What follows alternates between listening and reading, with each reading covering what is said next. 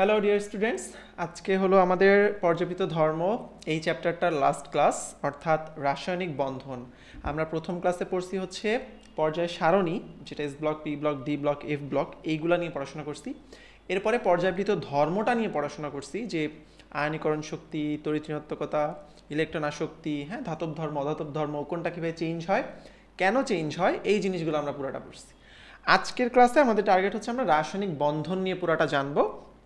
তো রাসায়নিক বন্ধন খুব জটিল কিছু না, খুবই ইজি, এবং এটা একটু চ্যাপ্টারের শেষে বিধায় এখান থেকে একটু প্রশ্ন কম আসে, কিন্তু তারপরও ইম্পর্টেন্ট, এই জন্য আমাদেরকে মনোযোগ দিয়ে পড়তে হবে। মজার বিষয় হলো এটা যদি তুমি মনোযোগ দিয়ে একবার পড়ো, এই অংশটুকু তোমার অন্য আর সামনের দিকে রিভাইজও দেওয়া লাগে না খুব একটা বেশি। হ্যাঁ, এটা এতটাই সহজ। সো আমরা ইজিলি এটা পড়ে ফেলবো মোটামুটি। হ্যাঁ, তাহলে দেখো, প্রথমে যে টপিকটা আছে সেটা হচ্ছে মৌলের পর্যাবৃত্ত ধর্ম এবং রাসায়নিক বন্ধনের সম্পর্ক। এটা হচ্ছে আমাদের প্রথম টপিক। সেখানে তোমার রাসায়নিক বন্ধনের একটা সংজ্ঞা দেওয়া আছে, তোমরা দেখবা। সংজ্ঞা যদিও আসে না আমাদের মেডিকেল ভর্তি পরীক্ষা কখনো, বাট সংজ্ঞাটা একটু পড়লে বুঝবা অনেক কিছু। যেমন রাসায়নিক বন্ধন হলো পরমাণুসমূহের মধ্যে, এটা একটু ইম্পর্টেন্ট কথা, পরমাণুসমূহের মধ্যে ইলেকট্রন ত্যাগ গ্রহণ অথবা শেয়ার করার মাধ্যমে নিকটস্থ নিষ্ক্রিয় গ্যাসের মতো অধিক স্থায়ী ইলেকট্রন বিন্যাস লাভ করে অনুগঠন করা। সোজা বাংলায় হচ্ছে সোডিয়াম, সে 11টা ইলেকট্রন আছে, তার মানে 2, 8, 1, এবং ক্লোরিন তার আছে 2, 8, 7। তাহলে এর 2, 8 মানে সর্বশেষ শক্তি স্তরে 8টা ইলেকট্রন থাকবে। এরকম হওয়ার জন্য তার একটা ত্যাগ করা লাগবে, এই জন্য সে একটা ত্যাগ করে দিয়ে সোডিয়াম প্লাস হয়। আর ক্লোরিন ওই ইলেকট্রনটা গ্রহণ করে, এই যে শেষে 7টা ছিল সে 8টা হয়। এই যে নিষ্ক্রিয় গ্যাসের মতো অবস্থান লাভ করলো, কিভাবে করলো? এরা ত্যাগ গ্রহণের মাধ্যমে করছে, অনেক সময় শেয়ারের মাধ্যমে হয়, তাই না? সো এইটাকে আমরা বলি হচ্ছে রাসায়নিক বন্ধন। তাহলে এই দুইজনের মধ্যে একটা বন্ড গঠিত হয়, এটাকে আমরা বলি রাসায়নিক বন্ধন। তাহলে ত্যাগ গ্রহণের মাধ্যমে হলে ওটা আয়নিক, আর যদি শেয়ারের মাধ্যমে হয় ওটা হচ্ছে সমযোজী। তো এটা খুবই সাধারণ জেনারেল একটা সহজ কনসেপ্ট, বাট অনেকেই কিন্তু জাস্ট জানো আয়নিক সমযোজী কি, কিন্তু ডিটেলসে বুঝো না বিষয়টা আসলে ত্যাগ গ্রহণ মানে কি, শেয়ার মানে কি, এই জিনিসটা অনেকে বুঝো না। সো একটু বুঝে নিবা, নাইলে কিন্তু অনেক সময় বেসিক কনসেপ্টটা আটকায় যায় মানুষজন। হ্যাঁ, আচ্ছা, তাহলে আয়নিক বন্ধনে অবভিয়াসলি আমাদের একটা ধনাত্মক আয়ন গঠিত হবে, একটা ঋণাত্মক আয়ন গঠিত হবে, তারপর একটা আয়নিক যৌগ হবে আর কি, তাই তো? আর সমযোজী যৌগে কি হবে? এই যে দেখো, হাইড্রোজেন তার শেষে একটা আছে, অক্সিজেন তার শেষে কয়টা আছে? তোমার 2, 4, 6টা আছে। তাহলে এখন এরকম 2টা হাইড্রোজেন এই 2টা শেয়ার করবে, তাহলে হাইড্রোজেনও ভাববে তার 2টা, এই যে এই 2টা ভাববে হাইড্রোজেন তার, এই 2টা হাইড্রোজেন ভাববে তার, আর অক্সিজেন এই পুরো 8টাকেই নিজের ভাববে। তাইলে হাইড্রোজেন একটা নিষ্ক্রিয় গ্যাসের মতো ইলেকট্রন বিন্যাস পাইলো, অর্থাৎ তার সর্বশক্তি স্তরে 2টা আছে, আবার অক্সিজেন তার নিকটস্থ ইলেকট্রন বিন্যাস পাইলো, অর্থাৎ 8, সবার শেষ শক্তি স্তরে 8টা ইলেকট্রন পাইলো। মেইনলি সবার টার্গেট থাকে হচ্ছে স্টেবল হওয়া, স্থিতিশীল হওয়া, তাই না? এই জন্যই হচ্ছে আমাদের বন্ধনগুলো গঠন হয়। তাহলে আমরা আয়নিক বন্ধন কি, সমযোজী বন্ধন কি জানলাম, এইটা নিয়ে আমাদের খুব বেশি মানে এমসিকিউর জায়গা নাই। আমরা এখন আস্তে আস্তে আসবো যে এমসিকিউগুলো কোন জায়গা থেকে আসে। সমযোজী বন্ধনের শ্রেণী বিভাগ। তাহলে সমযোজী বন্ধন আছে কয় টাইপের? আমরা জানি 2 টাইপের আছে, খুব বিখ্যাত, একটা হলো সিগমা আর একটা হলো পাই, তাই না? 2 টাইপের বন্ধন আছে, একটা হলো সিগমা আর একটা হলো পাই। তো সিগমা এবং পাই বন্ধনের দুইটার বেশ কিছু ডিফারেন্স আছে, এই ডিফারেন্সটা তোমাদেরকে একটু জানতে হবে। 1 নাম্বার কথা যেটা সবসময় মনে রাখবা, সেটা হচ্ছে বিশুদ্ধ যে অরবিটালগুলো আছে, বিশুদ্ধ অরবিটাল কি কি আছে বলো তো? এস আছে, পি আছে, তাই না? আবার ডিএফও আছে। এখন এর মধ্যে এই বিশুদ্ধ এস আর পি অরবিটাল প্লাস হচ্ছে সংকর অরবিটাল, এরা যারা আছে এরা সবসময় সিগমা বন্ধন গঠন করে, ঠিক আছে? এরা সবসময় সিগমা বন্ধন গঠন করে। আর ডিএফ এরা হচ্ছে পাই অরবিটালের ক্ষেত্রে এটা, বাট নর্মালি পি অরবিটালও পাই অরবিটাল গঠন, মানে পাই বন্ধন গঠন করে, বাট ওইটাতে আমরা আসবো। বাট তুমি সবসময় একটা কথা মনে রাখবা, বিশুদ্ধ এস, পি এবং সংকর অরবিটাল, এই 3টা অলওয়েজ সিগমা বন্ধন। সিগমার সব কিছু আমরা স দিয়ে মনে রাখতে পারি, স দিয়ে, ঠিক আছে? স দিয়ে যেমন এস, তাহলে এস অরবিটাল, স দিয়ে সংকর অরবিটাল, হ্যাঁ? তারপরে হচ্ছে এটা সিঙ্গেল, স দিয়ে কি হয়? সিঙ্গেল হয়, তাই না? তাহলে একক বন্ধন, সিগমা বন্ধন সবসময় একক বন্ধন, একটা সিঙ্গেল বন্ধন, এবং যেহেতু এটা একটা একক বন্ধন তাহলে তুমি চিন্তা করো, ধরো এরকম একটা জিনিস আছে, একক বন্ধন দিয়ে আরেকটা জিনিস আছে, তাহলে এই বন্ধনটার ধরো এটা এই যে পেনটা দেখতেছো এটা হচ্ছে একটা বন্ধন, এর দুই পাশে দুইটা বল আছে, এরা কি নিজেদের মতো কি স্বাধীনভাবে ঘুরতে পারবে না? তার মানে সিগমা বন্ধন হচ্ছে স্বাধীনভাবে রোটেট করতে পারে বা ঘুরতে পারে একটা অক্ষ অনুযায়ী, কিন্তু পাই বন্ধন কিন্তু স্বাধীনভাবে ঘুরতে পারে না নিজের অক্ষ অনুযায়ী, ঠিক আছে? সো এটাও মনে রাখবা, স্বাধীন, এবং এটা সরল রেখায় থাকে, সরল রেখায় সিগমা বন্ধন সরল রেখা, তাহলে এস অরবিটালে হয়, শঙ্কর অরবিটালে হয়, সিঙ্গেল বন্ড, এটা একটা সরল রেখায় হয়। সো এগুলো হচ্ছে সব সিগমা বন্ধনের বৈশিষ্ট্য, ওকে? আর বিপরীতগুলো সব পাই বন্ধনের বৈশিষ্ট্য। তাহলে আমরা সিগমা এবং পাই বন্ধনের বৈশিষ্ট্য পড়ে ফেললাম, এইটুকুই, এর চেয়ে বেশি কিছু লাগবে না। নেক্সট হচ্ছে অরবিটাল সংকরণ বা হাইব্রিডাইজেশন। এটা তোমাদের অনেকের অনেক প্রিয় একটা টপিক, অনেকের জন্য একটা ভীতির একটা টপিক। সো এটা একাডেমিক লাইফে তোমাদের অনেক সময় সৃজনশীলে সংকরণগুলো লিখতে দেয় আসে, বাট অ্যাডমিশনের সময় সংকরণ কখনো লিখতে দেয় না, আসে না, বা সংকরণ বের করো এগুলো আসে না। কিন্তু আমরা ওভারঅল আগে কনসেপ্টটা জানবো, তারপর এখান থেকে কী কী এমসিকিউ আসে ওইটা আমরা একটু দেখার চেষ্টা করব, ঠিক আছে? আচ্ছা, তাহলে দেখো, সংকরণ বা হাইব্রিডাইজেশন কথাটার মানে হচ্ছে, তোমরা সংকরণগুলোর নাম জানো তাই না? sp3, তারপরে হচ্ছে sp2, তারপরে হচ্ছে sp, এরকম সংকরণগুলোর নাম জানো। এগুলো আসলে কি জিনিস আসলে সেইটা আমরা একটু দেখি। তোমরা জানো যে sp3 হয় কার? মিথেনে। মিথেনে আমরা sp3 সংকরায়ন দেখি। তারপরে হচ্ছে কি BCl3, এইটাতে আমরা হচ্ছে sp2 দেখি। তারপরে BeCl2, কার্বনের অনেক যৌগ আছে, sp2 sp আছে, বাট আমরা এগুলো দিয়ে একটু পড়ার চেষ্টা করব। তাহলে দেখো মিথেন, এখানে sp3 বলতে আসলে কি বোঝাচ্ছে দেখো, মিথেনে কেন্দ্রীয় পরমাণু, মিথেনের যদি আমরা একটু গাঠনিক বিন্যাসটা লিখি, এটার কেন্দ্রীয় পরমাণু কি? কার্বন, তাই না? কেন্দ্রীয় পরমাণু হচ্ছে কার্বন। এখন কার্বনের ইলেকট্রন বিন্যাসটা একটু খেয়াল করো, কার্বনের ইলেকট্রন বিন্যাস হচ্ছে কার্বন 6, তাহলে 1s2 2s2 2p2, তাই না? তাহলে এটাকে যদি আমরা এভাবে লিখি, বক্স আকারে লিখি, 2p হচ্ছে তিনটা আরও অরবিটাল থাকে, তাহলে px py আর হচ্ছে pz, তাই না? ওকে, এবার ইলেকট্রনগুলো আমরা দিই, দেখো তাহলে 1s এ দুইটা ইলেকট্রন, 2s এ দুইটা ইলেকট্রন, 2p তে দুইটা ইলেকট্রন, একটা px এ একটা py তে। এখন মজার বিষয় হচ্ছে, এই জন্য কার্বনের যোজনী দেখো, এর অযুগ্ম ইলেকট্রন কয়টা আছে? px এ একটা, py তে একটা। সো নর্মালি কার্বনের যোজনী 2, কিন্তু কার্বনকে যদি তুমি এক্সাইটেড করো, একটা মজার জিনিস ঘটে। মজার জিনিসটা কি? এই যে তুমি দেখতেছো, এই যে 2s অরবিটাল, এইখানে দুইটা ছিল ইলেকট্রন, এই s থেকে একটা ইলেকট্রন জাম্প করে এই p তে চলে আসে, pz এর ফাঁকা জায়গায় চলে আসে, ঠিক আছে? pz এর ফাঁকা জায়গায় চলে আসে, এবং তখন কি হইলো দেখো তো, এই s এবং p তাদের মধ্যে শক্তির পার্থক্য কিন্তু খুবই সামান্য, মানে 2s অরবিটালের যে শক্তি 2p অরবিটালের তার চেয়ে সামান্য একটু বেশি শক্তি, খুব বেশি না। সো যেহেতু এদের শক্তি অনেক কাছাকাছি এবং ইলেকট্রনগুলো দেখো সমান সমান আছে প্রতিটা অরবিটালে, তখন এরা করে কি, এরা নিজেদের মধ্যে ব্লেন্ড হয়ে যায়, নিজেদের শক্তি এতটাই কাছাকাছি, তখন কোনটা এস কোনটা পি এটা আর বোঝা যায় না। তখন এই চারটা অরবিটালকেই আমরা সেম ধরতে পারি, প্রত্যেকটার শক্তি সেম ধরতে পারি, এবং প্রতিটার শক্তি যখন তুমি সেম বলবা তখন আর কিন্তু নামও তুমি ভিন্ন বলতে পারবে না, যে এটা এস অরবিটাল, এটা P orbital, PX PY PZ, এইভাবে তুমি বলতে পারবে না। তখন প্রতিটার নামও তোমাকে সেম বলতে হবে। এই যে তুমি প্রতিটার নাম সেম বলতেছো, সেই সেম নামটা কি? যেহেতু এস আর পি অরবিটাল মিলে তারা নিজেদের মধ্যে সেম ধরনের শক্তি, এর জন্য এই অরবিটালটাকে আমরা বলতেছি SP orbital, SP orbital, SP orbital, SP orbital. এখন শুধু এসপি আমরা বলবো না, কেন বলবো না? কারণ এখানে একটা এস এবং তিনটা পি, একটা এস এবং তিনটা পি মিলে অরবিটালগুলো গঠিত হয়েছে, এই জন্য sp3 sp3 sp3 sp3, বোঝা গেল? তাহলে এই প্রত্যেকটা অরবিটালের নাম এখন sp3 sp3 sp3 sp3। আগে এটার নাম ছিল কিন্তু শুধু s, এটার নাম ছিল px, এটার নাম ছিল py, এটার নাম ছিল pz। সবার মধ্যে শক্তির সামান্য সামান্য করে পার্থক্য ছিল, কিন্তু এখন এই যে প্রতিটা অরবিটালের নাম এখন sp3, এদের মধ্যে কিন্তু শক্তির কোনো পার্থক্য নাই, প্রত্যেকটা সেম এনার্জির, ঠিক আছে, এইটাকেই বলে হাইব্রিডাইজেশন হলো, সংকরায়ন হলো। অরবিটালগুলো নিজেদের মধ্যে সংকরায়িত হয়ে একটা করে সমশক্তির টোটাল 4টা অরবিটাল তৈরি হইল। একটা এস এবং 3টা পি, তারা নিজেদের মধ্যে সংকরায়িত হইলে সমশক্তির 4টা অরবিটাল তৈরি হইল। এইটাকে আমরা বলি হাইব্রিডাইজেশন বা সংকরায়ন।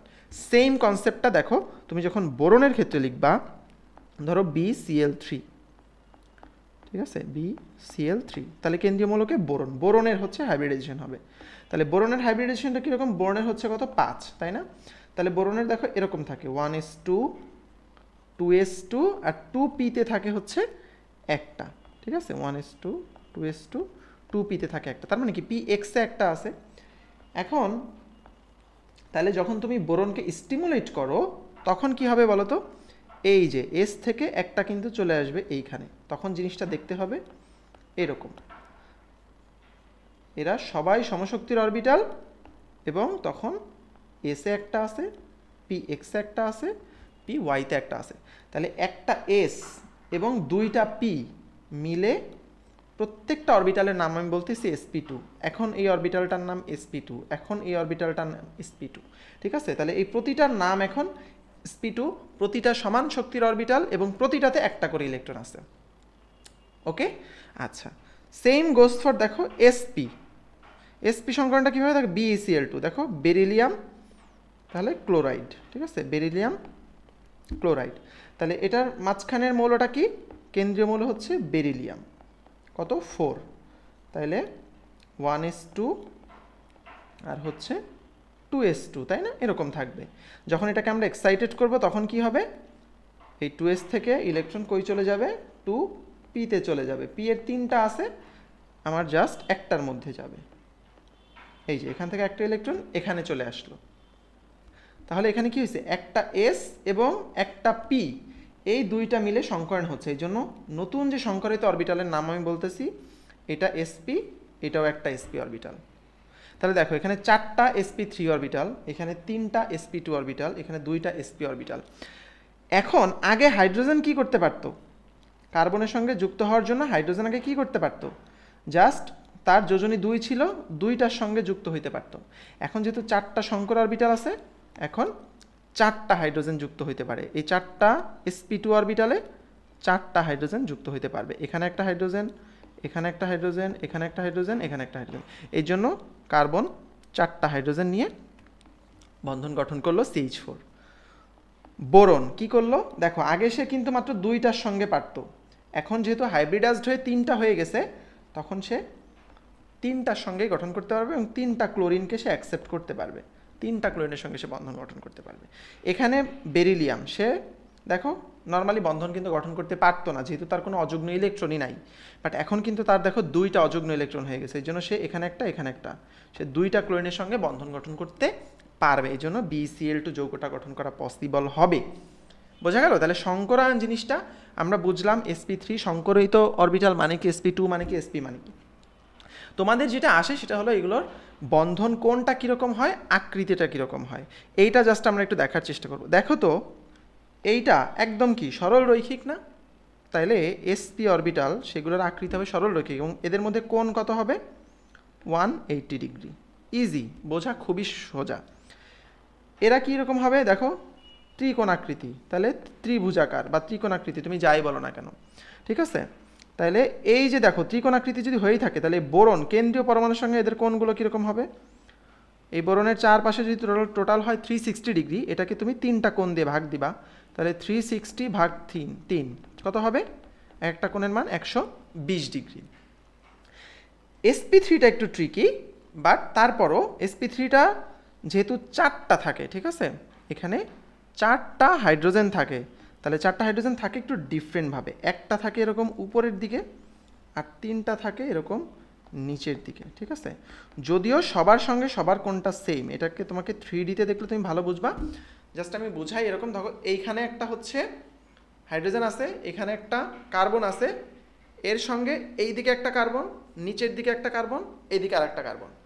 সো সবার মধ্যে কোনগুলা সেম থাকে, যদিও এটা মনে হচ্ছে নিচের দিকে কম, বাট এগুলো 3D-তে যখন তুমি দেখবা তখন বুঝবা, ঠিক আছে?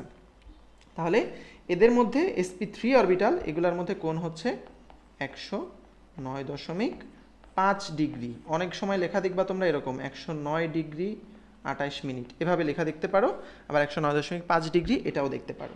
ঠিক আছে, তাইলে আমাদের এই সংকরায়ন নিয়ে মোটামুটি পড়াটা কিন্তু এইটাই। দেখো সংকরায়ন কী জিনিস আমরা জানি, সংকর অরবিটালের প্রকারভেদের মধ্যে এইখানে যেটা আছে এই চার্টের মধ্যেও তোমরা সেটা দেখবা। sp2 দেখো এখানে কিন্তু বইতে অনেক কিছু লেখা আছে, আমি তোমাদের কিছু দাগাই দিই নাই, কারণ এইটুকু কনসেপ্টটা যদি জাস্ট তোমার মাথার মধ্যে থাকে তুমি অটোমেটিক এই চার্টটা পড়তে পারবে, এবং এই চার্টটাই হচ্ছে আমাদের জন্য ইম্পর্টেন্ট। তাহলে BCl2 কোন ধরনের সংকরায়ন হয়? sp। অণুর আকৃতি কীরকম? সরল রৈখিক। বন্ধন কোণ কত? 180 ডিগ্রি। BCl3 sp2 সমতলীয় ত্রিভুজাকার, এদের মধ্যে বন্ধন কোণ কত? 120 ডিগ্রি। CH4 sp3 সংকরায়ন, চতুস্তলকীয় আকৃতি বা টেট্রাহেড্রাল, বন্ধন কোণ কত? 109.5 ডিগ্রি। এখন এই যে NH3 এবং H2O, হ্যাঁ অ্যামোনিয়া এবং পানি, এই দুইটাও sp3, কিন্তু দেখো এদের মধ্যে একটু কোণটার ডিফারেন্স আছে, একটা হলো 107 ডিগ্রি, একটা হলো 104 ডিগ্রি। তাহলে এইগুলাকে আমরা বলছি বিকৃত চতুস্তলক। বিকৃত চতুস্তলক, একটা হলো বিকৃত চতুস্তলক হইলেও এটা ত্রিকোণাকার পিরামিড, আর পানি হচ্ছে বিকৃত চতুস্তলক হইলেও ভি আকৃতি। আলহামদুলিল্লাহ। তো এটা কেন হইল, এটা আমাদেরকে একটু জানতে হবে, ঠিক এটা কেন হলো। এরাও চতুস্তলক এরাও চতুস্তলক, বাট এটা একটু বিকৃত কেন হয়ে গেল, এটা আরেকটু বেশি বিকৃত কেন হয়ে গেল? এই বেশি বিকৃত হওয়ার কারণটা হচ্ছে লোন পেয়ার ইলেকট্রন বা নিঃসঙ্গ ইলেকট্রন জোড়। তাহলে নিঃসঙ্গ ইলেকট্রন জোড় কি, এটা একটু আমাদের বুঝতে হবে। দেখো কার্বনের সঙ্গে যখন মিথেন থাকে, কার্বনের কিন্তু কোনো দেখো সবগুলা বন্ড পেয়ার ইলেকট্রন, মানে এদের সব ইলেকট্রনগুলা বন্ধনে যুক্ত আছে, কিন্তু সে জিনিসটা নাইট্রোজেনের জন্য কিন্তু সেম না। দেখো NH3 এর গঠনটা কিছুটা এরকম, ঠিক আছে, NH3 গঠনটা কিছুটা এরকম, H2 এর গঠনটা কিছুটা এরকম। এখন নাইট্রোজেনে দেখো তো একজোড়া লোন পেয়ার ইলেকট্রন বা নিঃসঙ্গ ইলেকট্রন আছে এক্সট্রা। কেন? দেখো নাইট্রোজেনের শেষে কিন্তু 5টা ইলেকট্রন থাকে, তাই না? তাহলে এই হচ্ছে দেখো এই হলো 3টা, আর এই যে উপরে যে একজোড়া ইলেকট্রন এটা কিন্তু এক্সট্রা।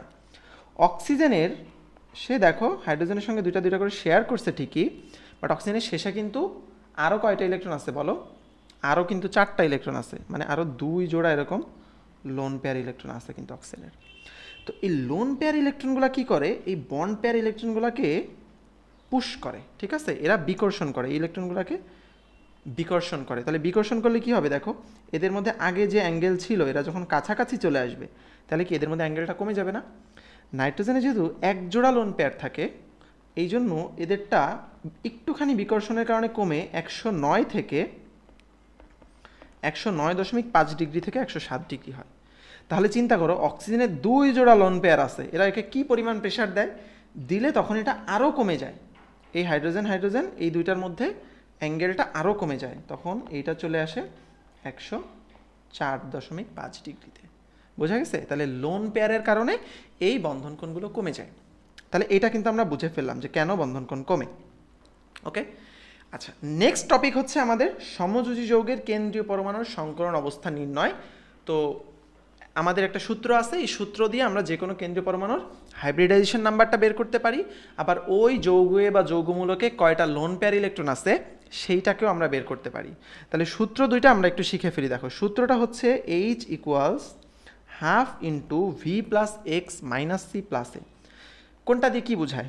V দিয়ে বোঝায় যোজ্যতা স্তরে কয়টা ইলেকট্রন আছে, X দিয়ে বোঝায় ওখানে একযোজী পরমাণু কয়টা আছে, C দিয়ে বোঝায় ক্যাটায়ন কয়টা আছে বা ক্যাটায়নের চার্জ সংখ্যা কত, আর অ্যানায়নের চার্জ সংখ্যা কত, এটা বোঝায়।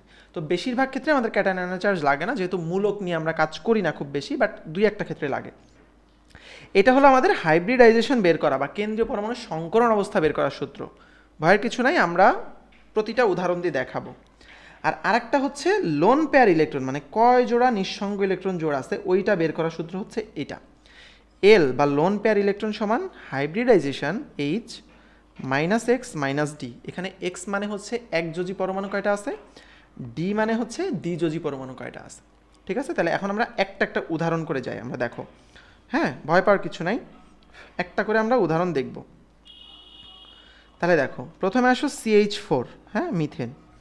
তাহলে মিথেনের ক্ষেত্রে আমাদের হাইব্রিডাইজেশনটা আমরা বের করতে চাই। হাইব্রিডাইজেশন সমান half into V plus X minus cation plus anion. এটা সবসময় আমার রাখবা, মাইনাস ক্যাটায়ন প্লাস অ্যানায়ন।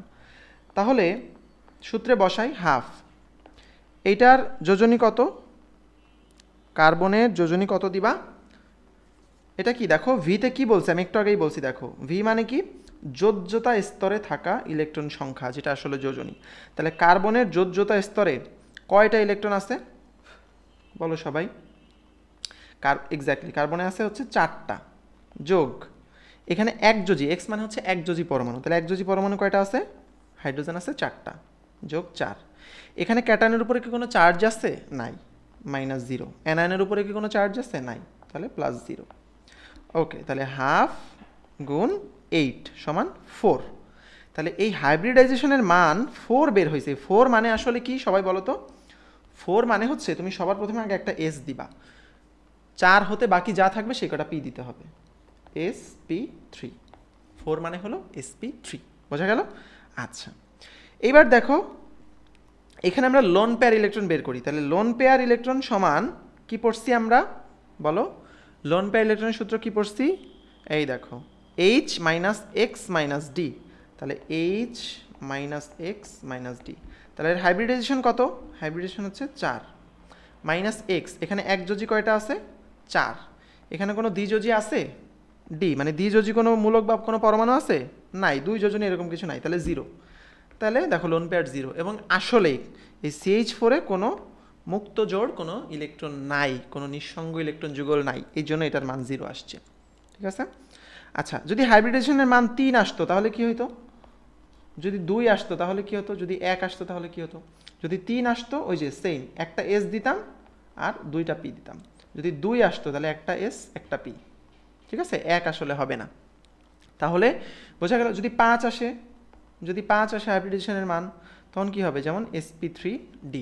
ঠিক আছে, একটা এস, 3টা পি দিলাম, 4 হয়ে গেল, আর একটা আমি ডি দিব, 5। ওকে, আচ্ছা, নেক্সট আমরা দেখি হচ্ছে অ্যামোনিয়া। তাহলে ধরো অ্যামোনিয়া, এই যে হচ্ছে অ্যামোনিয়া। তাহলে অ্যামোনিয়ার আমরা হাইব্রিডাইজেশন বের করতে চাই। হাইব্রিডাইজেশন সমান half into V plus X minus C plus A. তাহলে অ্যামোনিয়া, নাইট্রোজেন, এটা হচ্ছে কেন্দ্রীয় পরমাণুকে নাইট্রোজেন। নাইট্রোজেনের সর্বশক্তি স্তরে ইলেকট্রন সংখ্যা কত আমরা সবাই জানি? কত? হ্যাঁ, নাইট্রোজেন হচ্ছে 2, 5, তাই না? তাহলে হলো 5 প্লাস একযোজী কয়টা আছে? হাইড্রোজেন। তাহলে একযোজীকে এখানে হাইড্রোজেন কয়টা আছে? 3টা, 3। ক্যাটায়নে কিছু নাই, অ্যানায়নে কিছু নাই, তাহলে হাফ ইন্টু 8, একই সেম 4 আসলো। তার মানে অ্যামোনিয়ার হাইব্রিডাইজেশন হচ্ছে sp3। এখন আসো অ্যামোনিয়াতে লোন পেয়ার বের করি। লোন পেয়ার হচ্ছে H - x - d। দেখো তো হাইব্রিডাইজেশনের মান কত? 4।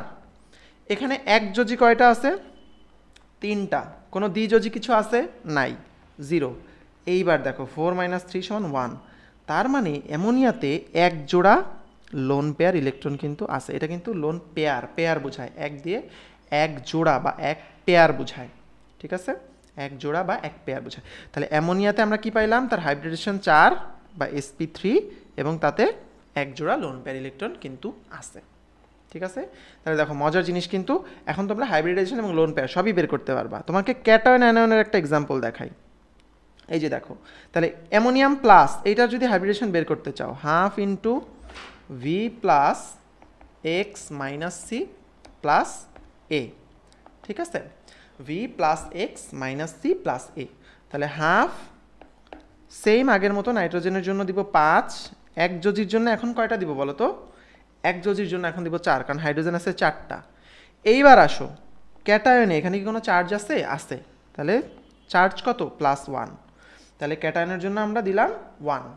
তাহলে যেহেতু মাইনাস সি আছে, তাহলে মাইনাস, মানে সূত্রের মাইনাস, আর চার্জ কয়টা আছে? একটা, -1। অ্যানায়নের কিছু নাই, তাহলে 0। তাহলে দেখো হাফ ইন্টু 5 + 4 9, -1 গেলে 8। তাহলে সেম আসলো দেখো। তাহলে অ্যামোনিয়ামেরও কিন্তু হাইব্রিডাইজেশন হচ্ছে sp3।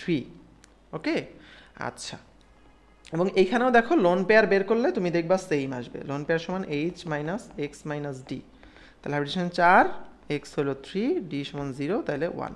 এরও এক পেয়ার লোন পেয়ার ইলেকট্রন আছে। তাহলে এখন আশা করি তোমরা যে কোনো এই যে এখান থেকে যত উদাহরণ আছে সবগুলো উদাহরণের তোমরা হাইব্রিডাইজেশন বের করতে পারবা, লোন পেয়ার ইলেকট্রনও বের করতে পারবা। জাস্ট বাসায় এগুলো নিজে নিজে প্র্যাকটিস করবা, দেখবা কনফিডেন্স বাড়বে অনেক বেশি। ওকে, এইবার নেক্সট আসো সমযোজী অণুর আকৃতি এবং বন্ধন কোণের উপর নিঃসঙ্গ ইলেকট্রন যুগলের প্রভাব।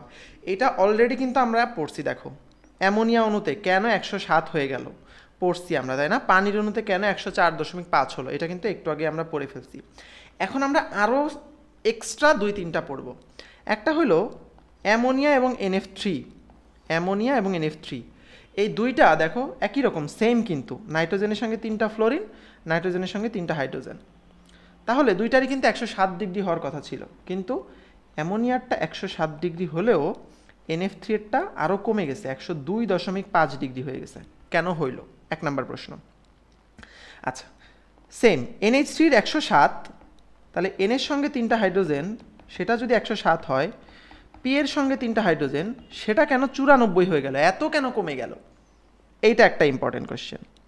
আর একটা হচ্ছে H2H2S। দেখো অক্সিজেনের সঙ্গে 2টা হাইড্রোজেন, আবার সালফারের সঙ্গে 2টা হাইড্রোজেন।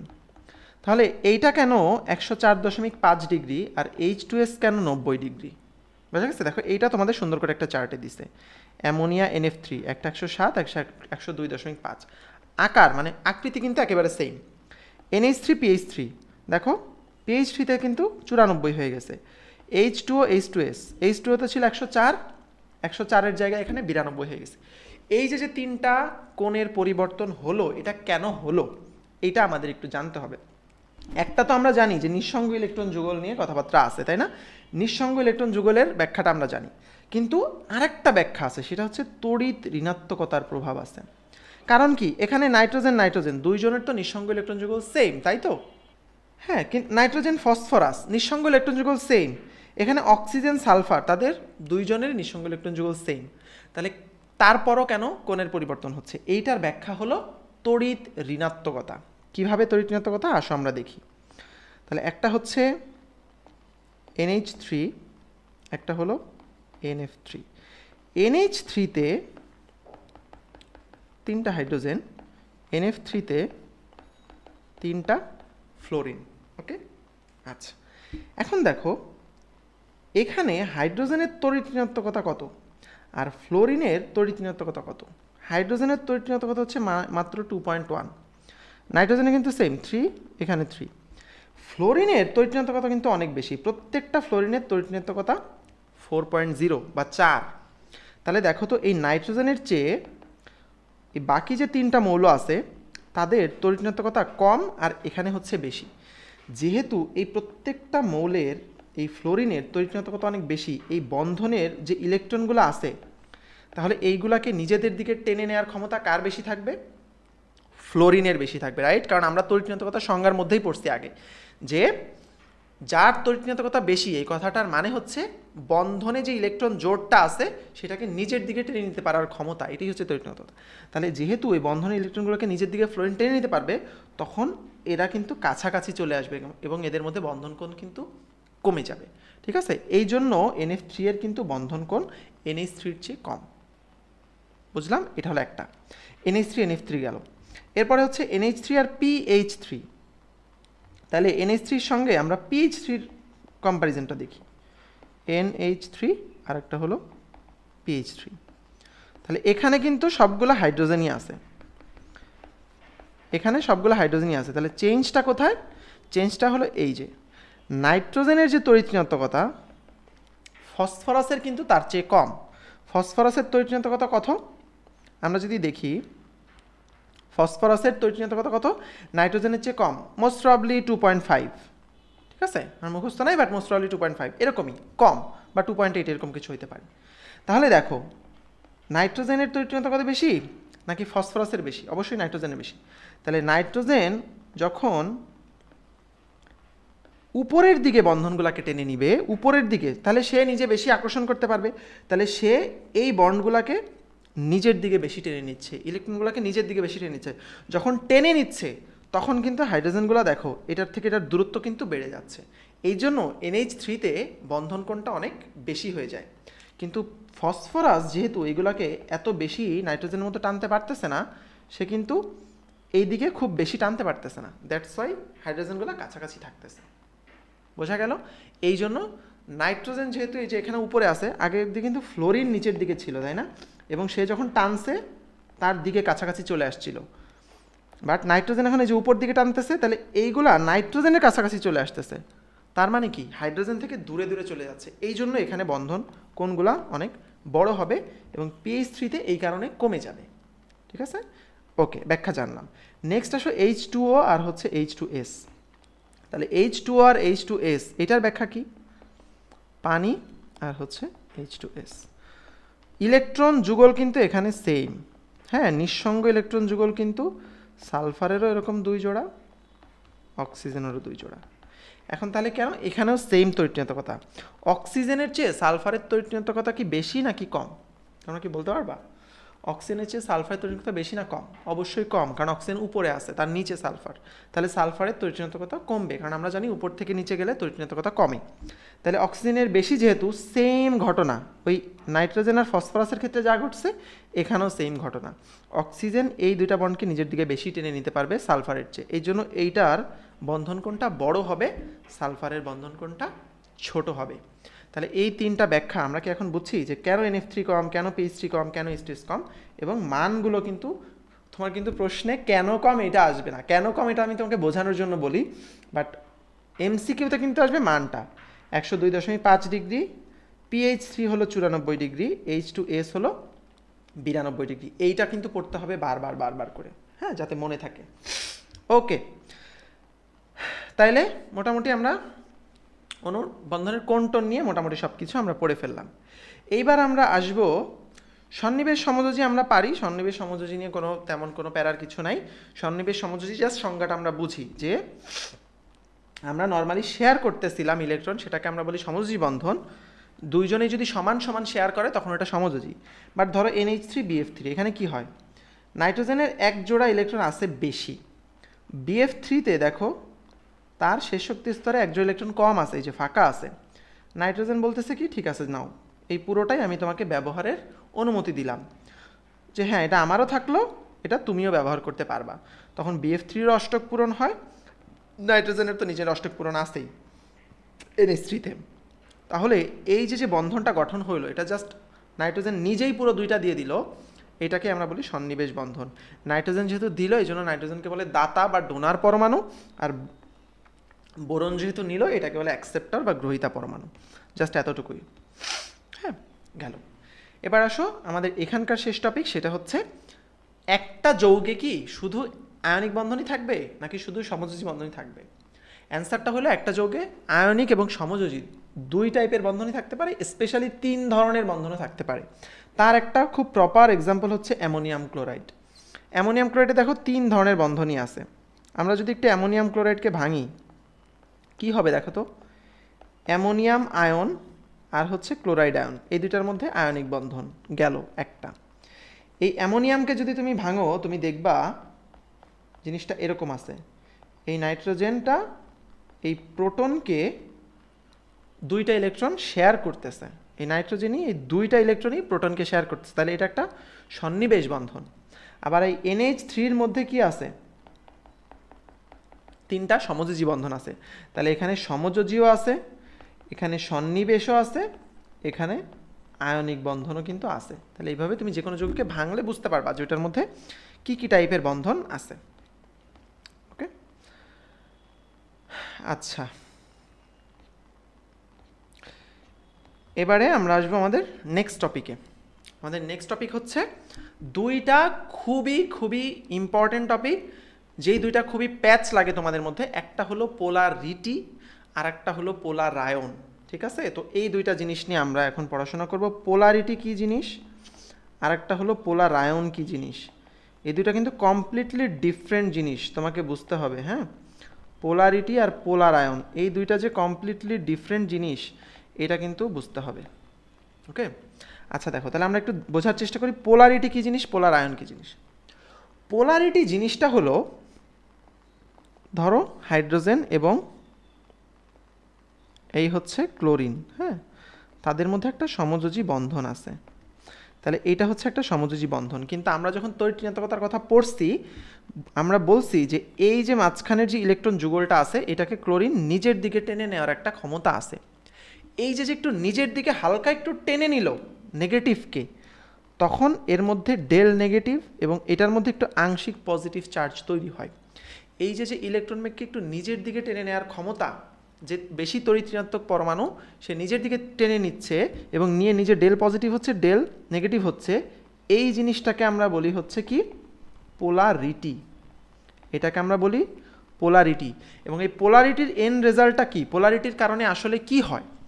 পোলারিটির কারণে এই যে একটা সমযোজী যৌগ ছিল, এই সমযোজী যৌগে কিছু আয়নিক বৈশিষ্ট্য দেখা যাবে। কেন? কারণ এটা কি সামান্য পরিমাণে কি আগে কোনো পজিটিভ নেগেটিভ কোনো প্রান্তই ছিল না, বাট এই যে এখন ডাইপোল সৃষ্টি হলো, এখানে আরেকটা টার্ম হচ্ছে ডাইপোল। ডাইপোল আর কিছুই না, এই যে একটু পজিটিভ একটু নেগেটিভ তৈরি হলো, দুইটা পোল তৈরি হলো, এটাকে আমরা বলছি ডাইপোল। তাহলে এই ডাইপোলের কারণে পোলারিটি সৃষ্টি হলো, এবং পোলারিটির কারণে সমযোজী যৌগে আমরা কিছু আয়নিক বৈশিষ্ট্য দেখতে পারি। যেমন কি, নর্মালি সমযোজী যৌগ হচ্ছে পানিতে দ্রবণীয় না, হ্যাঁ, তারপর হচ্ছে গলনাঙ্ক স্থিরাঙ্ক কম থাকে, বাট যখনই এটার মধ্যে একটু আয়নিক বৈশিষ্ট্য আসা শুরু করবে, তখনই কিন্তু এটা পানিতে দ্রবণীয় হওয়া শুরু করবে, এর গলনাঙ্ক স্থিরাঙ্ক একটু বেশি হওয়া শুরু করবে। বোঝা গেছে? তাহলে কিছু কিছু সমযোজী যৌগে আমরা যদি আয়নিক বৈশিষ্ট্য দেখতে পাই, তার কারণটা কি? তার কারণ হচ্ছে polarity, not polar ion. Polar ion আলাদা কনসেপ্ট আমরা পড়ব। আচ্ছা, তাহলে অ্যাকচুয়ালি এই পোলারিটি হওয়ার জন্য এই ইলেকট্রোনেগেটিভিটির পার্থক্যটা কত হওয়া লাগবে, এটা একটা ইম্পর্টেন্ট কথা।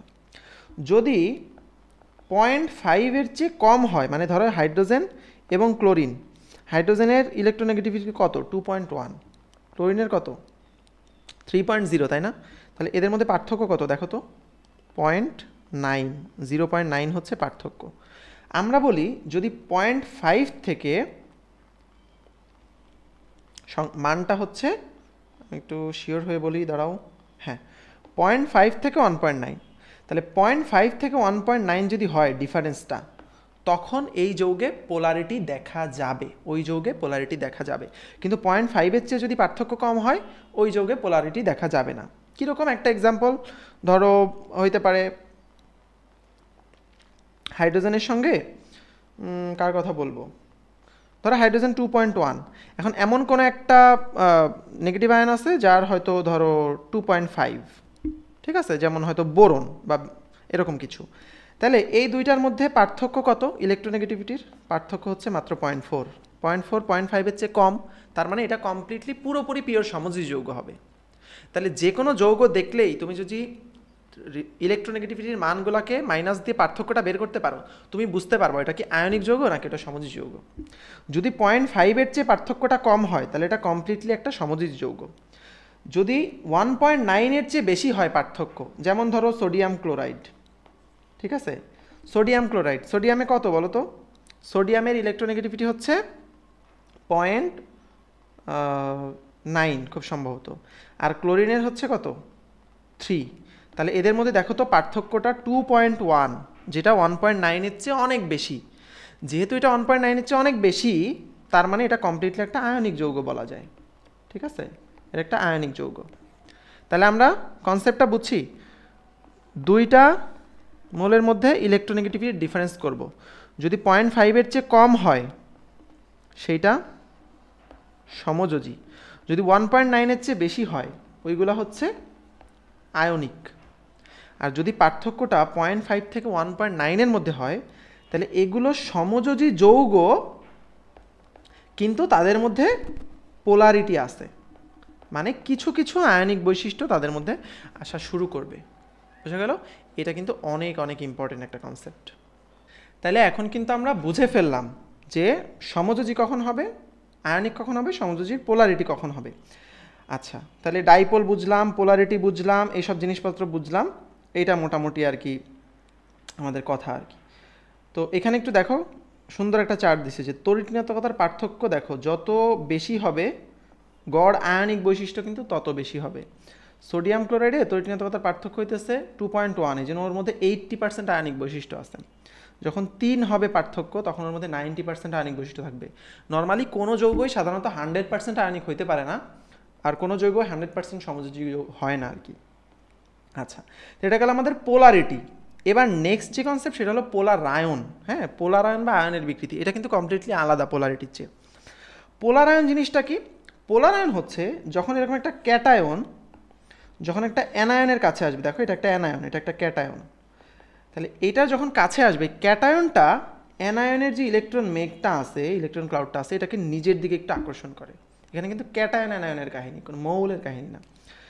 তখন ক্যাটায়নের নিউক্লিয়াস অ্যানায়নকে টান দিয়ে একটু নিয়ে আসে। এই অ্যানায়নের এভাবে পোলারায়িত করার যে ক্ষমতা, এটাকে ক্যাটায়নের পোলারায়ন ক্ষমতা বলে, বা এটাকে বলে পোলারায়ন। ঠিক আছে, পোলারাইজেশন। ঠিক আছে, পোলারাইজেশন।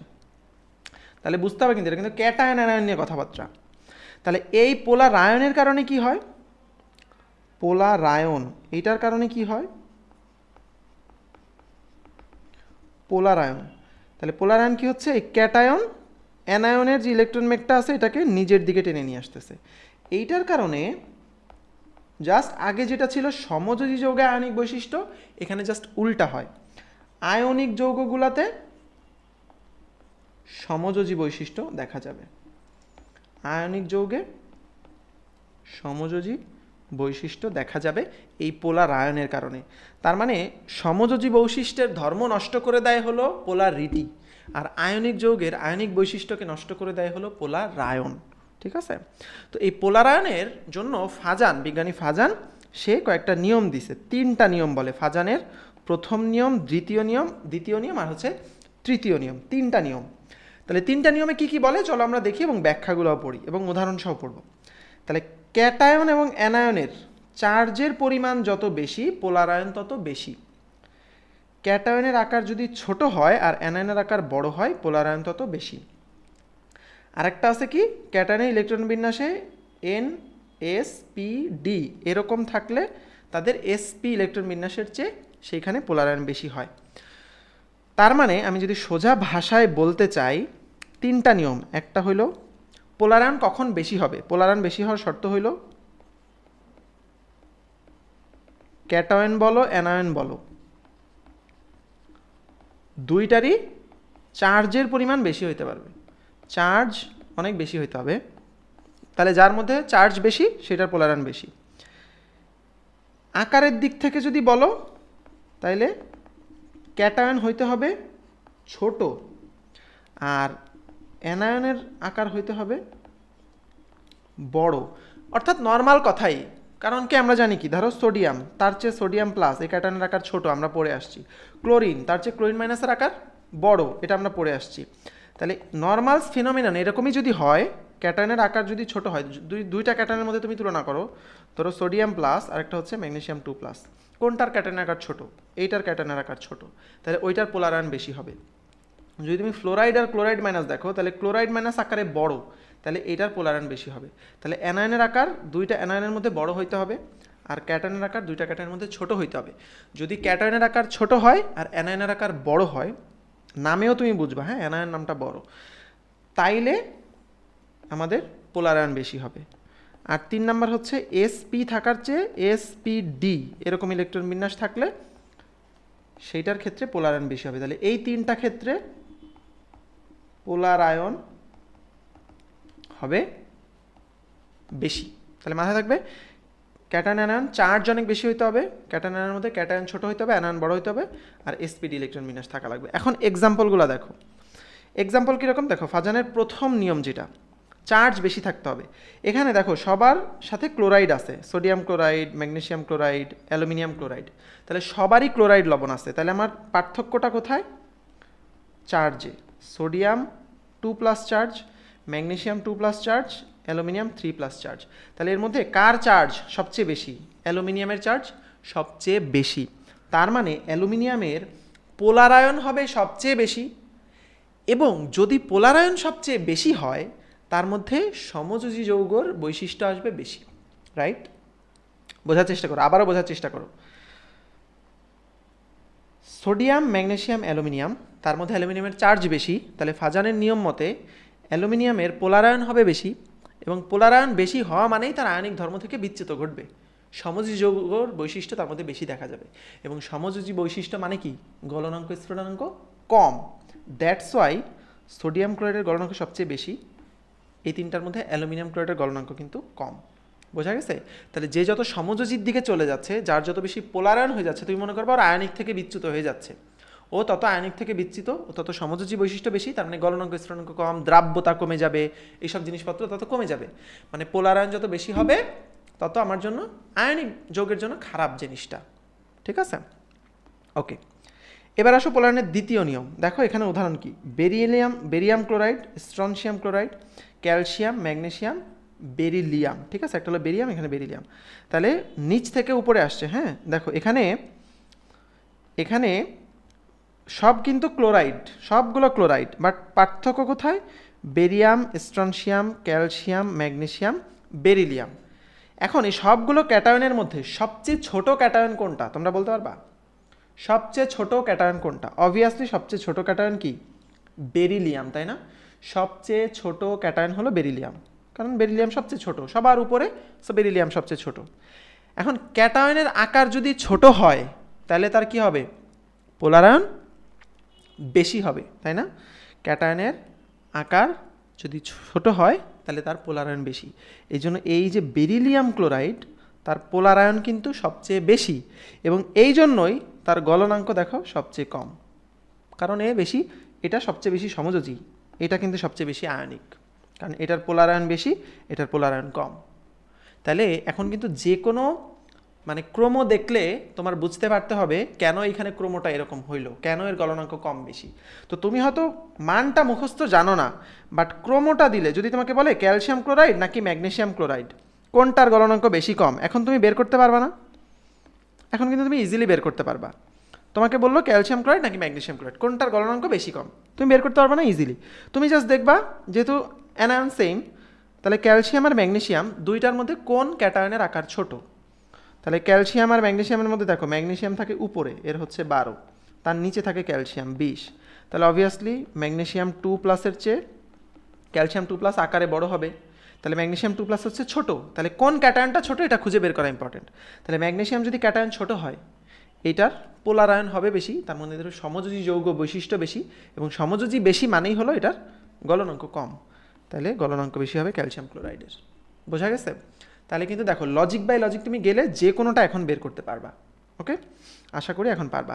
সেম যদি অ্যানায়নের ক্ষেত্রে ধরো, যেমন এখানে দিছে দেখো calcium fluoride, chloride, bromide, iodide, তাহলে এখানে কিন্তু সবগুলোর ক্যাটায়ন সেম, পার্থক্য কোথায়? অ্যানায়নে। আমরা ফাজানের নিয়মে কি জানি? অ্যানায়নের আকার বড় হইতে হবে, যত বড় হবে তার পোলারায়ন তত বেশি। তাহলে সবচেয়ে বড় অ্যানায়ন কোনটা? আয়োডিন, তাহলে এটার পোলারায়ন সবচেয়ে বেশি, তার মানে এর মধ্যে সমযোজী বেশি, তার মানে গলনাঙ্ক স্ফুটনাঙ্ক কম। দেখো তো এটার 1392, এটা মাত্র 575। তাহলে মেক সেন্স? এখন তাহলে ফাজানের পোলার নিয়মের 1 নাম্বারটা আমরা শিখলাম, 2 নাম্বারটাও শিখলাম। এবার আসো 3 নাম্বার নিয়ম। এটা খুব বেশি তোমার মানে খুব বেশি জানা লাগবে না, এটা তুমি জাস্ট জানবা যেখানে এই ডি ইলেকট্রন বিন্যাসের মধ্যে ডি অরবিটালটা আছে, ঠিক আছে, তার পোলারায়ন ক্ষমতাটা বেশি হবে। এটার কোনো এক্সাম্পল খুব একটা দরকার নেই। তাহলে পোলারিটি আমরা পড়ছি কাকে বলে, পোলারায়ন কাকে বলে সেটাও আমরা পড়ছি, পোলারিটি এবং পোলারায়নের ফলাফলও আমরা পড়ছি। পোলারিটির কারণে সমযোজীর মধ্যে আংশিক আয়নিক বৈশিষ্ট্য আসে, এবং পোলারায়নের কারণে আয়নিকের মধ্যে সমযোজী বৈশিষ্ট্য আসে। এইটুকু জানলেই এনাফ কনসেপ্ট, তুমি এনাফ বুঝছো কেমিস্ট্রি। ঠিক আছে? তাহলে আশা করি এখন আর পোলারিটি পোলারায়ন এই জিনিসপত্রগুলো নিয়ে কোনো সমস্যা হবে না। এবার নেক্সট আরেকটা টার্ম আছে এই পোলারিটি পোলারায়নের সঙ্গে একটু রিলেটেড, সেটা হচ্ছে আয়নিক বিভব বা আয়নিক পটেনশিয়াল। আয়নিক পটেনশিয়ালকে যদি আমি সহজ ভাষায় বলি, আয়নিক পটেনশিয়াল হচ্ছে মানে এই টার্মটা ইউজ করা হয় বিভিন্ন ক্যাটায়নের পোলারায়ন ক্ষমতাটাকে তুলনা করার জন্য। ঠিক আছে? বিভিন্ন ক্ষমতাকে মানে ক্যাটায়নগুলোর পোলারায়ন ক্ষমতাকে তুলনা করার জন্য একটা স্পেশাল কম্প্যারিজনের জন্য এটা ইউজ করা হয়। তো সোজা বাংলায় হচ্ছে যদি আয়নিক পটেনশিয়াল বাড়ে, আয়নিক পটেনশিয়াল বেশি মানে কি দেখো, ক্যাটায়নের চার্জ বাড়া লাগবে, ক্যাটায়নের আকার কমা লাগবে। তার মানে কি ফাজানের পোলারায়নের নিয়মের সঙ্গে মিলাও, চার্জ বেশি, ক্যাটায়নের আকার ছোট, তার মানে কি পোলারায়ন বেশি হবে, এবং পোলারায়ন বেশি মানে তাহলে আয়নিক পটেনশিয়াল বেশি। তার মানে জিনিসটা জাস্ট এইটাই, আয়নিক পটেনশিয়াল বেশি বা কম দুইটা জিনিসের বা ক্যাটায়নের যদি আয়নিক পটেনশিয়ালের মান তুমি দেখো, যেটার মান কম হবে তার পোলারায়ন কম, তার মানে সে বেশি আয়নিক, আর যেটার মান বেশি সেটা বেশি পোলারায়ন হচ্ছে, তার মানে এটা বেশি সমযোজীর দিকে, ওটা কম আয়নিক। তার মানে আমরা যদি বুঝতে চাই কোনো একটা যৌগ আয়নিক নাকি বেশি সমযোজী, আমরা আয়নিক পটেনশিয়ালের মান দেখলেই বুঝবো। আয়নিক পটেনশিয়ালের মান যত কম ওটা তত বেশি আয়নিক, ঠিক আছে। আচ্ছা দেখো, তো এই তিনটার সঙ্গে এই আয়নিক পটেনশিয়ালতে তিনটা জিনিসের চেঞ্জ হয়। একটা হলো পানিতে লবণের দ্রাব্যতা হ্রাস হয়, একটা হলো যৌগের বর্ণ চেঞ্জ হয়, আর একটা হলো ধাতব কার্বনেটের তাপীয় স্থিতিটা চেঞ্জ হয়। তো এই দুইটা আমরা একসাথে পড়বো, লবণের দ্রাব্যতা হ্রাস আর যৌগের বর্ণ, ঠিক আছে। তাহলে দেখো এইখানে উদাহরণটা আমরা পড়বো হচ্ছে এইটা, silver fluoride, silver chloride, silver bromide, silver iodide. আমি প্রথমে তোমাদের দ্রাব্যতাটা বলবো, তারপরে রংটা বলবো, ঠিক আছে। রঙের ক্ষেত্রে দেখবা এটা হালকা হলুদ, ঠিক আছে, এটা আরেকটু গাঢ় মানে হলুদ, ওকে। না সরি, আমি বোধহয় ভুল বলছি, এটা হচ্ছে বর্ণহীন বা সাদা, এটা হচ্ছে হলুদ, আর এটা হচ্ছে গাঢ় হলুদ। তার মানে হচ্ছে এরকম আর কি, টুলটা লিখে ফেলছি। তাহলে এটা হচ্ছে বর্ণহীন হয় নর্মালি, এটা নর্মালি একটু সাদা হয় আর কি, ঠিক আছে। এটা হালকা হলুদ হয়, এটা হচ্ছে গাঢ় হলুদ হয়। তাহলে দেখো এদের রং কি হলো, আস্তে আস্তে কিন্তু রঙের গাঢ়ত্বটা আস্তে আস্তে বাড়লো। আচ্ছা, এটা হচ্ছে রঙের সম্পর্ক। আরেকটা হলো দ্রাব্যতার সম্পর্ক, মানে কোনটা বেশি দ্রবণীয় কোনটা বেশি কম দ্রবণীয়। তুমি যদি দ্রাব্যতার সম্পর্ক দেখো, তার মধ্যে AgF যেটা, এই সিলভার ফ্লোরাইড, এইটা শুধু দ্রবণীয়, আর বাকি সবগুলো এই তিনটাই অদ্রবণীয়। তাহলে এরকম কেন হলো, এই যে সিরিয়ালটা এটা কেন হলো? তাহলে যদি তোমার দ্রাব্যতার ক্রম আসে, কোনটা বেশি দ্রবণীয় এইরকম হবে, এটা সবচেয়ে বেশি দ্রবণীয়, তার চেয়ে কম এটা, কম এটা, কম এটা, বাট ওই তিনটা আসলে অদ্রবণীয়। আর যদি রং আসে বর্ণহীন, এটা সাদা, এটা হালকা হলুদ, এটা গাঢ় হলুদ। আচ্ছা, তাহলে এটা কেন হইলো? এটা কিন্তু ওই আয়নিক পটেনশিয়াল বা পোলার আয়ন, এটা দিয়েই বোঝা যায়। কেন বোঝা যায় দেখো, দ্রাব্যতা এটা আসলে কার, কোন যৌগের বৈশিষ্ট্য বলো তো? যে পানিতে দ্রবণীয় হয়, এটা কার বৈশিষ্ট্য বলো তো? পানিতে দ্রবণীয় হইতে হইলে সেটাকে আয়নিক যৌগ হইতে হবে, ভালো আয়নিক যৌগ হতে হবে, তাই না? এটাকে ভালো আয়নিক যৌগ হতে হবে। এখন তার মানে ওরা বলতে চাচ্ছে AgF একটা ভালো আয়নিক যৌগ, বাকিগুলো ভালো আয়নিক না। তাহলে আমরা কিভাবে বের করলাম জিনিসটা? খুব ইজি, এখানে সবগুলো ক্যাটায়ন সেম, আলাদা কোনটা? আলাদা হচ্ছে অ্যানায়ন। তাহলে ফ্লোরিন, ক্লোরিন, ব্রোমিন, আয়োডিন। দেখো তো কোন অ্যানায়নের আকার সবচেয়ে বড়? আয়োডিনের আকার সবচেয়ে বড়। যেহেতু আয়োডিনের আকার সবচেয়ে বড়, দ্যাটস ওয়াই এটার পোলারায়ন হবে বেশি, এটার সমযোজী ধর্ম থাকবে বেশি, তার মানে এটা পানিতে কম কম দ্রবণীয় হবে। এই জন্য এটা সবচেয়ে কম দ্রবণীয়, তার চেয়ে একটু কম দ্রবণীয়, মানে তার চেয়ে একটু ভালো দ্রবণীয় এটা, তার চেয়ে একটু ভালো এটা, সবচেয়ে ভালো দ্রবণীয় হচ্ছে AgF। বাট নর্মালি দেখা গেছে এই তিনটা আসলে অদ্রবণীয়, ঠিক আছে।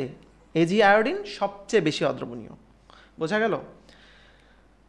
তাহলে আশা করি এই ব্যাখ্যাগুলো জানতেছো, দেখে তোমার এই জিনিসগুলো পড়তে এখন আর কষ্ট হবে না, মুখস্থ করতে কষ্ট হবে না, আন্দাজে মুখস্থ করতে হবে না। এইটাই আমার টার্গেট। এইটা যদি সফল হয় তাহলে আমি এই ক্লাসে সফল, ওকে, ঠিক আছে।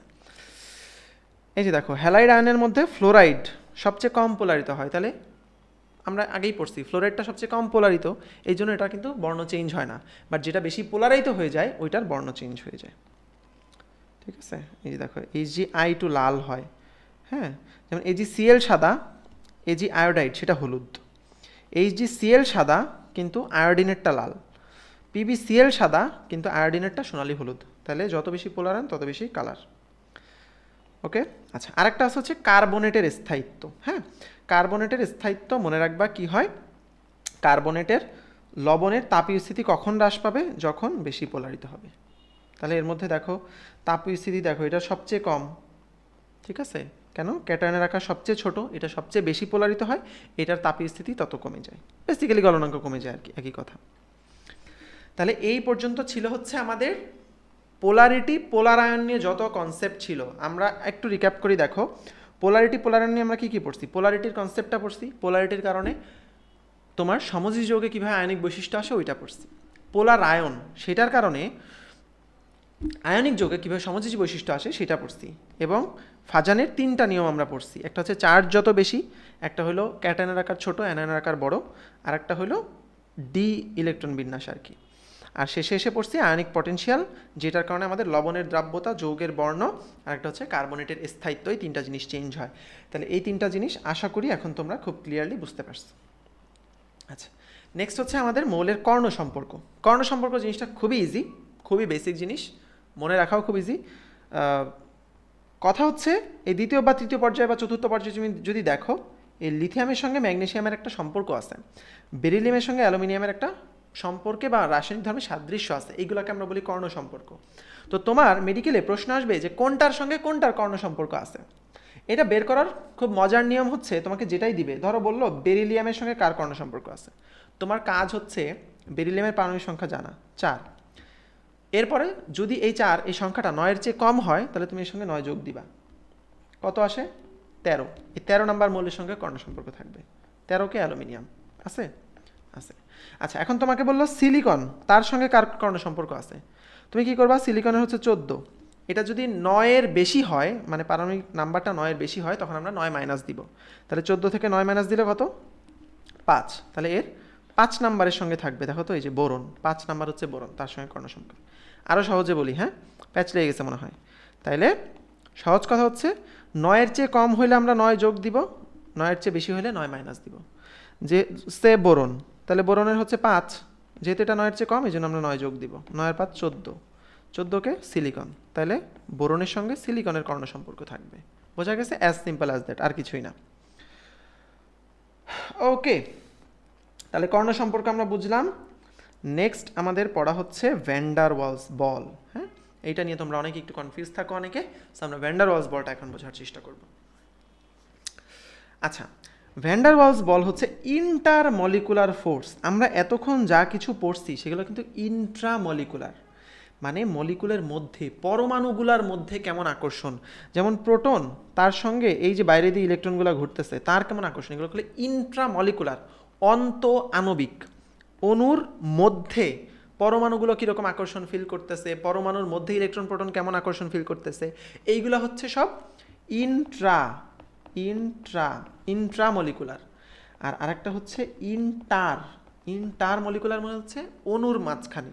তাহলে অক্সিজেন একটা অণু, আরেকটা সে হয়তো কার্বন ডাইঅক্সাইড অণু, তার সঙ্গে সে কীভাবে আকর্ষণ বলে থাকে। ঠিক আছে, তো এইগুলো হচ্ছে ইন্টারমলিকুলার, মলিকুলগুলোর মধ্যে আকর্ষণ বল। ওইটাকেই আমরা সাধারণভাবে বলতেছি ভ্যান ডার ওয়ালস, যদিও ভ্যান ডার ওয়ালস ছাড়াও আরও আছে। তাহলে প্রথমে দেখো আমরা বলতেছি অন্ত আণবিক বা আন্তঃপারমাণবিক আকর্ষণ বল। এগুলো নর্মালি কী টাইপের হয়? ক্যাটায়ন অ্যানায়নের মধ্যে আকর্ষণ হয়, যেমন আয়নিক বন্ধন।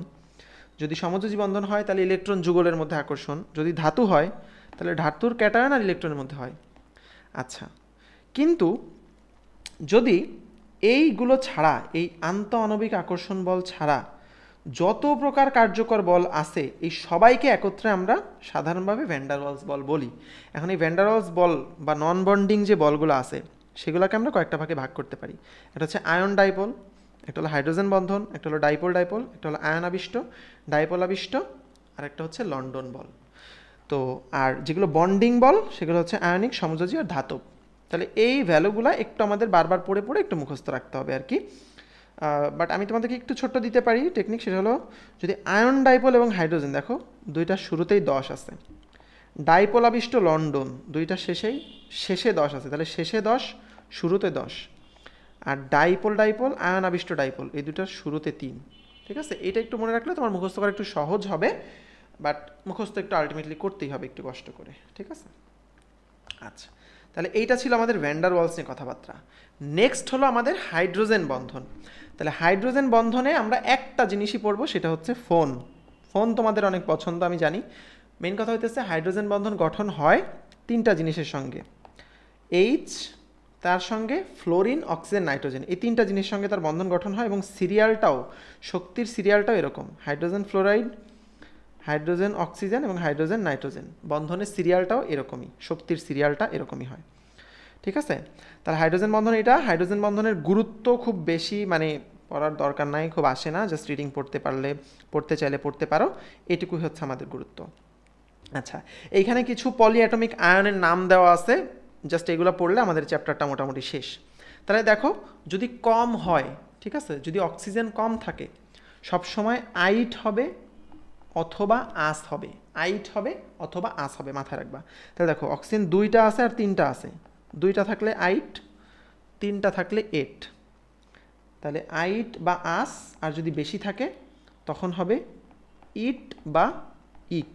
ঠিক আছে, ওকে। দেখো, 2টা আছে ক্লোরাইট, 3টা আছে ক্লোরেট। যদি 2টার চেয়েও কম থাকে তখন হাইপো, যদি 3-এর চেয়েও বেশি থাকে তখন পার। 2-3 আসলে না, যদি অনেক বেশি থাকে পার, যদি অনেক কম থাকে হাইপো। আচ্ছা, এখানে দেখো কার্বনেট, এই যে দেখো সালফারে 3টা অক্সিজেন 4টা অক্সিজেন, 3টা থাকলে সালফাইট, 4টা থাকলে সালফেট। ওকে, তাহলে এইভাবে আসলে নামকরণগুলো হয়, তোমরা জানো, এগুলো পড়ছো, আমি জানি অলরেডি। সো এইখানে দেখো ওইভাবেই দেওয়া আছে। হাইপো যদি থাকে তখন হাইপো হ্যালাস অ্যাসিড, যদি শুধু আস থাকে তখন ক্লোরাস মানে হ্যালাস অ্যাসিড, হ্যালিক অ্যাসিড, পার হ্যালিক অ্যাসিড। 3টা থাকলে হ্যালিক, 4টা থাকলে পার, 2টা থাকলে হ্যালাস, কম থাকলে, আরও কম থাকলে, একটা থাকলে হাইপো হ্যালাস। তাহলে এই চ্যাপ্টারে মোটামুটি আমাদের এইগুলোই ছিল পড়াশোনা। আশা করি তোমরা সবাই এই চ্যাপ্টারটা বুঝতে পারছো। এই চ্যাপ্টারটা আমরা শুরু করছিলাম হচ্ছে পর্যায়বৃত্ত ধর্ম এবং রাসায়নিক বন্ধন, এটা শুরু করছিলাম পর্যায় সারণীতে। 3টা ভাগে আমরা চ্যাপ্টারটা পড়ছি। একটা হলো পর্যায় সারণী, এইখানে আমরা ডিটেলস পড়াশোনা করছি এস, পি, ডি, এফ এই ব্লকগুলো নিয়ে। এরপরে আমরা পর্যায়বৃত্ত ধর্ম পড়ছি, এরপরে আমরা রাসায়নিক বন্ধন পড়ছি। হ্যাঁ, তাহলে 3টা ভাগে আমরা এই চ্যাপ্টারটা পড়ছি, এবং আশা করি এই চ্যাপ্টার থেকে যে কোনো ধরনের প্রশ্ন এখন আসলে যে কোনো পরীক্ষায় তোমরা খুব ইজিলি দক্ষতার সাথে অ্যান্সার করে দিয়ে আসতে পারবা। সো শুভকামনা থাকলো সবার জন্য, দেখা হবে নেক্সট ক্লাসে। সবাই ভালো থাকো, আল্লাহ হাফিজ।